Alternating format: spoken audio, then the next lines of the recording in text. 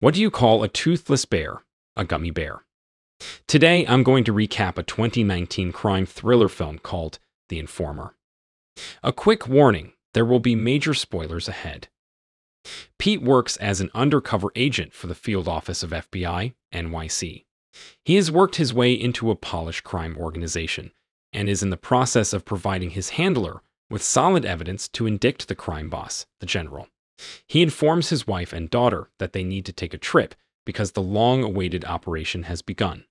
Pete's handler, Erica, informs her team of the plan where Pete will deliver the 6 pounds of fentanyl to the general, and that's where they come in. Pete locks his family in a warehouse and leaves his wife the key. If he is not back by 1 p.m. tomorrow, she is to leave the state. He meets with Erica in a torn-down bathroom. She gives him a phone to make contact with, and a wire to wear, and in case things go sour, he's to ask for a smoke, and Erica's team will come to get him. Stasek and Pete greet a diplomat who has the batch of fentanyl. Following the plan, they'd put the fentanyl in another bag and drop the diplomat off at the hotel. Stasek goes to buy a bottle of liquor for the general, his uncle. He decides to surprise him with cash instead of fentanyl and tells Pete that he already has a buyer for it, but he doesn't respond with anything so as not to blow his cover. This throws the whole plan for a loop, but Erica still decides to follow them.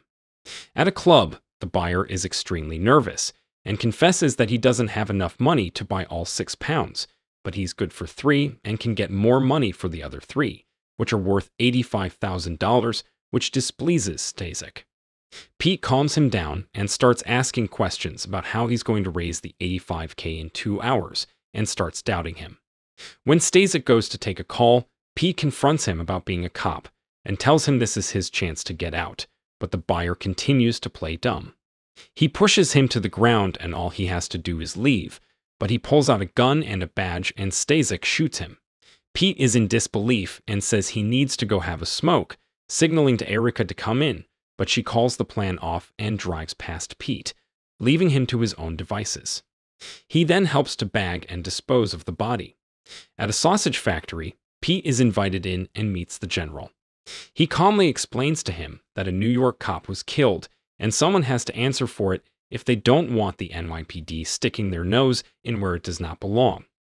Even though Stasek was the one who killed the cop, the general makes it seem like Stasek saved Pete's life and now owes him his life's worth. To pay his debt, he asked Pete to go to prison and run the drug ring from the inside for 5 years. To intimidate him even more, the general tells him to think of his family, leaving him no other choice. Pete and his family are brought back home, and he contacts Erica. She tells him she couldn't get him because it would jeopardize their 4-year plan, and hangs up the phone. He is angry that his wife Sophia didn't leave, but they quickly reconcile, and she helps him to wash off the blood. The police find the body, and Detective Grenz was close friends with him and sets out to find the culprit. He quickly finds out that his friend's death is connected to a Polish gang. He finds footage and connects Pete's involvement to it. Pete, Erica, and her boss Montgomery meet up and tell Pete he's in big trouble. They have been trying to cover it all up, but to no avail. He wants out, but they want to follow the general's plan and lock him up. If he gathers enough evidence in state prison about the fentanyl distribution network, he will be a free man. However, if he refuses, he will be exposed as an undercover agent and sent to prison for the murder of an undercover police officer. Not much of a choice. Back at home, Pete puts the recordings of his conversation with Erica in a box. In the morning, Stasek visits him and gives him some fentanyl to sneak into prison. Pete breaks the news to Sophia about his new undercover assignment. He spends the entire day with his daughter, taking notes on the layout of the prison. When they return home, a Polish gang and even the general visit his house. He says that he has no children because he could not bear to lose them. With that, he hints to Pete that he had better keep his end of the bargain to take the fall. Grenz has been surveillancing Pete's house and informs his partner that the general has left Pete's household. The next day, Pete plays the role of the abusive husband while Sophia calls the police to have him locked up. Grenz sees Pete being taken away. In prison, Pete is warmly welcomed back by a corrupt guard and escorted to his bunk bed. It is surrounded by African Americans, but one of the prisoners bribes the guard to free 2 bunk bed spots for his boys so that Pete is kept safe. During a night raid, Warden comes to Pete and at Erica's request puts him in a cleaning program. Pete gets acquainted with his polished prison gang members and is given a shiv to prepare for an upcoming brawl. Grenz visits Erica and asks her for information about Pete, but she plays dumb. Montgomery comes in and tries to resolve the situation by explaining that they have no connection to Pete, but after presenting pictures of Pete and Erica taken by a surveillance camera the day Grenz's friend died, he tells them that there will be war between the FBI and NYPD, and they will be in big trouble if they are somehow involved with Pete. Sophia follows Pete's instructions on how to get the goodies to the prison, and with the help of the drone, sets the bird down on the roof of the prison. In the morning, Pete cleans the roof as part of the cleaning program and manages to retrieve it. Grenz visits Sophia at her workplace to get more information about Pete. At this point, he's not sure if Pete is the killer. Sophia tells him that he cannot help them and to get the hell out. Grenz leaves her his card to contact him in case she changes her mind.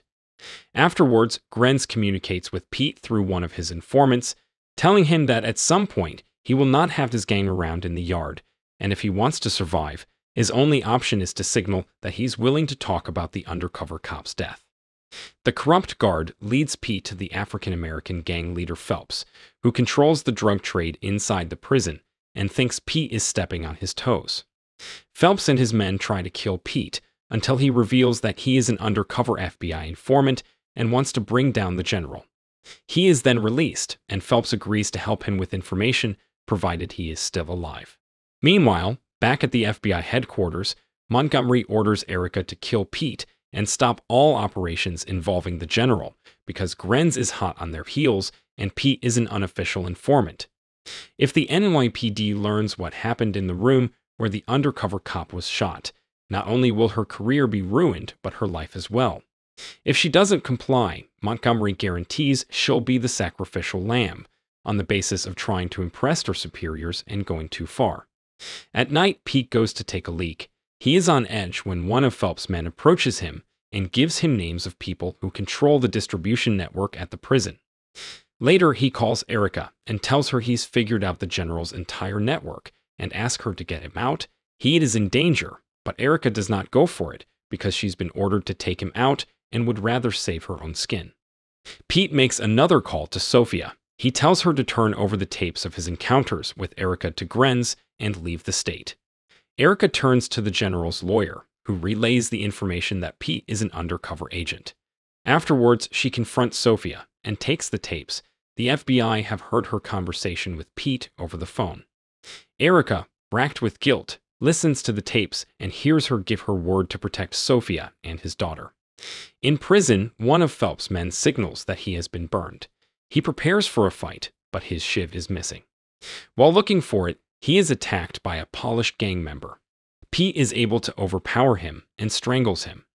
He shows up on camera to alert the guards. When the corrupt guard makes his way to the scene, he manages to take him hostage and demands to speak to the press and his wife. He then makes his way to a desolate tower and knocks out the guard. He takes the radio to see if his demands are met, and marks the lookout angles from the windows with his previous experience as a U.S. Army sniper.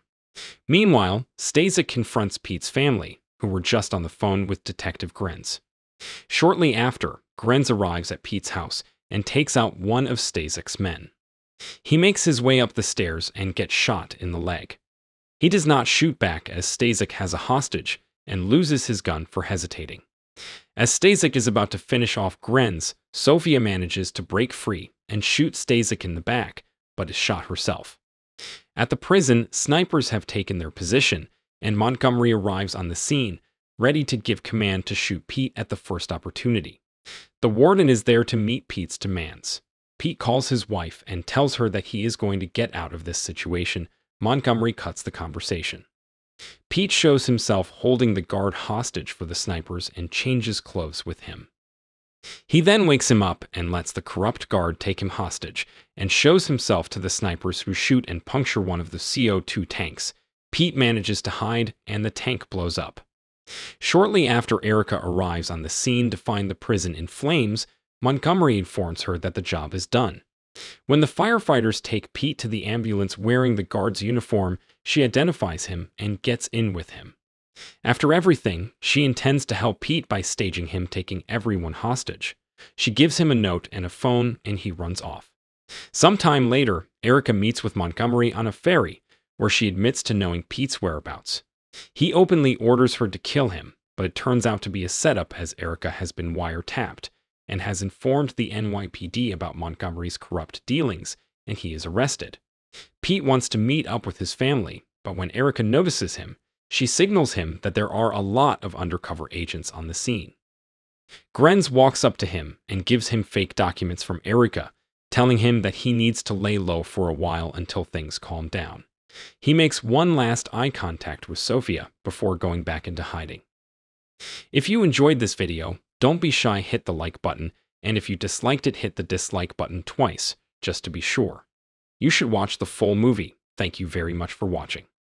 Please subscribe for more video like this.